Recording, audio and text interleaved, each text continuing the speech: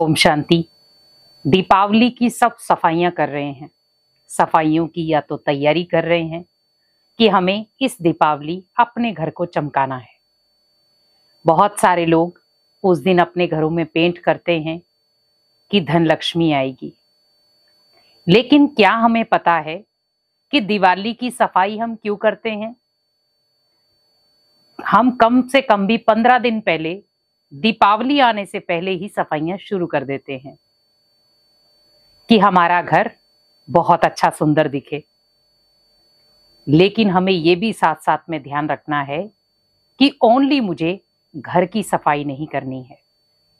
मुझे दीपावली की घर की सफाई के साथ साथ मुझे अपने विचारों की सफाई भी करनी है, मन की सफाई भी करनी है, क्योंकि आज सबसे ज्यादा जरूरत हमें मन की सफाई की है। दीपावली की सफाई में जब हम घर के एक एक कोने को साफ करते हैं, वैसे ही मुझे मन के एक एक कोने को साफ करना है। किसी व्यक्ति के लिए किसी भी प्रकार का वैर भाव तो नहीं है, क्योंकि अगर किसी व्यक्ति के लिए किसी भी प्रकार का वैर भाव मेरे मन के किसी कोने में छूट गया तो वो भी गंदगी कहलाएगा। जैसे दीपावली पर हम क्या करते हैं, जब दीपावली की सफाइयां करते हैं तो एक एक कोने से कचरा निकालते हैं। जो वेस्ट चीजें होती हैं उन्हें हम बेच देते हैं और जो अच्छी होती हैं उन्हें संभाल कर डेकोरेट करते हैं, हर चीज को साफ करते हैं। तो क्यों ना इस दीपावली अपने मन को भी साफ किया जाए। घर तो साफ हो जाएगा, लेकिन अगर मन भी साफ हो गया तो आपका घर भी और सुंदर दिखेगा, क्योंकि घर के अंदर रहने वाले हम सब हैं। लेकिन हमें बस ये ध्यान रखना है कि मेरे घर के अंदर भी एक आत्मा रहती है, मुझे उसे भी क्लीन करना है, क्योंकि वो आत्मा जब भगवान से मिले, परमात्मा से मिले, तो एक उसे अलग से खुशी हो।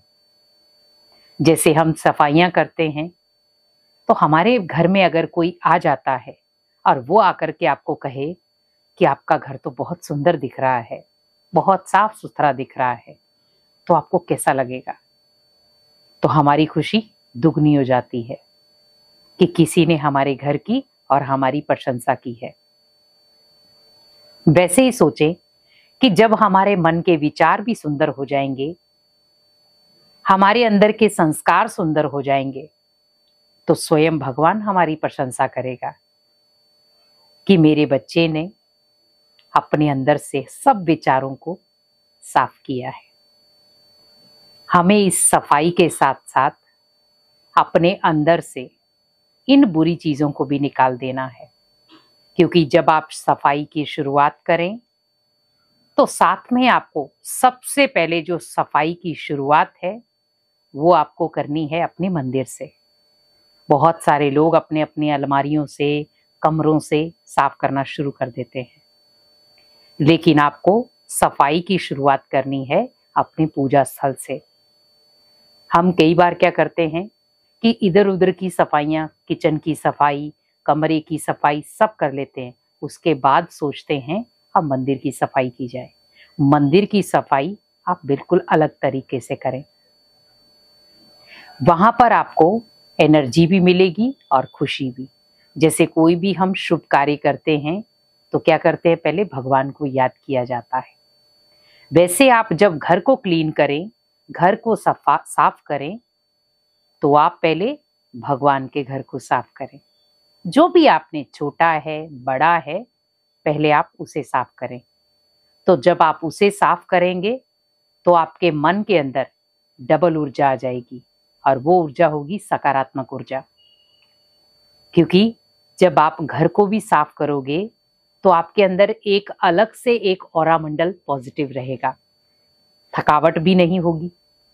बहुत सारे लोग सफाइयां करते करते थक भी जाते हैं और फिर गुस्सा भी करते हैं, मुझे करना पड़ता है, मैं ही क्या घर की जिम्मेवारी संभालती हूँ, कोई भी मेरा साथ नहीं देता है। नहीं, मुझे भगवान की घर की सफाई करनी है, मौका मिला है तो मुझे उसके घर की सेवा भी करनी है।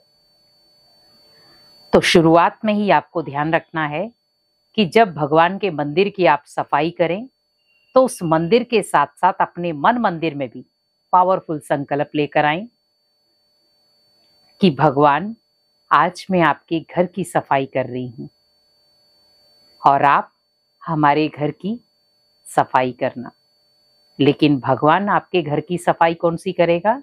जो बुरी शक्तियां हैं, नकारात्मक चीजें हैं, उन सबको वो बाहर कर देगा। तो आपके घर में क्या बच जाएगा? सकारात्मक चीजें। तो जैसे जैसे आप मंदिर में सफाई करें, आप साथ साथ में संकल्प लें कि भगवान, जैसे आपने मेरे मन मंदिर को साफ किया ज्ञान दे करके, वैसे ही आज मेरे घर को भी आप साफ करना, ताकि मेरे घर में कोई भी दुख अशांति ना आ सके। मेरे घर में खुशियां ही खुशियां रहें।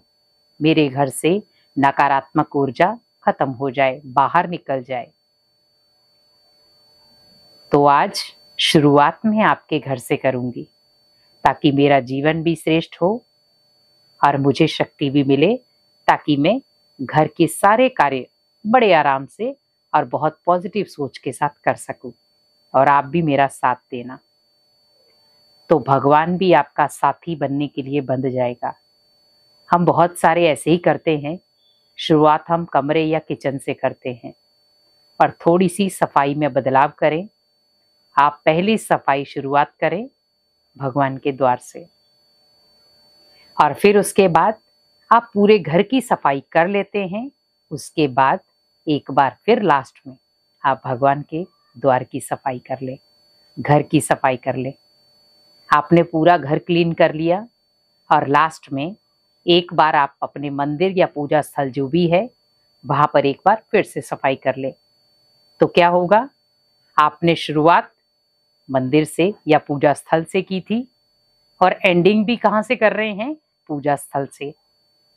तो आप सोचिए, क्या आपको थकावट होगी? नहीं, क्योंकि थकावट सारी कहां चली जाएगी? आप जो पूजा स्थल में जो सफाई करेंगे, क्योंकि आपको वो बैटरी चार्ज कर देगा वहीं। क्योंकि हम जब भगवान के मंदिर की या पूजा स्थल की हमें सफाई का मौका मिलता है, बहुत सारे लोग भागते हैं कि भगवान की घर की सफाई का मौका मिले, हम भी भगवान के घर की सफाई करें। उस मौके को कभी छोड़ना नहीं चाहिए, क्योंकि वो मौका किस्मत वालों को मिलता है कि भगवान के घर की सफाई करनी है मुझे, जहां पर भगवान वास करता है। तो वहां पर आप जब उसकी सफाई करेंगे तो ऑटोमेटिकली आपको लगेगा कि मैंने कम से कम भी 10-15 दिन घर की इतनी सफाई कर ली, लेकिन मेरे को 1% भी थकावट नहीं हुई। क्यों? क्योंकि मैंने शुरुआत कहां से की थी? भगवान के घर से। दूसरा, आपको जब सफाई करके आप लास्ट का दिन है, सफाई पूरी हो जाती है, तो वहां पर आपको लास्ट वाले दिन भी अपने पूजा स्थल या मंदिर की सफाई करनी है। तो वहां पर क्या होगा? एक ऑरा मंडल पैदा हो जाएगा, क्योंकि वो जितनी भी पॉजिटिव एनर्जी है, वो जब आप अपने पूजा स्थल को दोबारा से साफ करेंगे, वो सारी पॉजिटिव ऊर्जा पूरे घर में फैल जाएगी, क्योंकि नकारात्मक चीजें तो बाहर चली गई। तो कोशिश यही करें कि आपके घर के आसपास में भी कोई पूजा स्थल है, जैसे किसी के घर में के आसपास मंदिर है, गुरुद्वारा है, चर्च है, मस्जिद है। आपके घर में तो है ही है, लेकिन जैसे बहुत सारी संस्थाएं हैं जहां पर आप जाते हैं, तो कोशिश करें कि वहां पर भी जाकर आप थोड़ी थोड़ी सफाई कर कर आए, ताकि वहां से जो आप पॉजिटिव ऊर्जा क्रिएट करके लाएंगे, तो जब आप घर पे इस चीज की शुरुआत करेंगे सफाई की, तो उस पॉजिटिव ऊर्जा के साथ करेंगे तो आपको बल भी मिलेगा, शक्ति भी मिलेगी, और आपको करने के बाद थकावट भी नहीं होगी। तो इस दीपावली सफाई करने के साथ साथ आप ये विधि जरूर अपनाएं। आपका घर भी सुख समृद्धि से भर जाएगा। ओम शांति।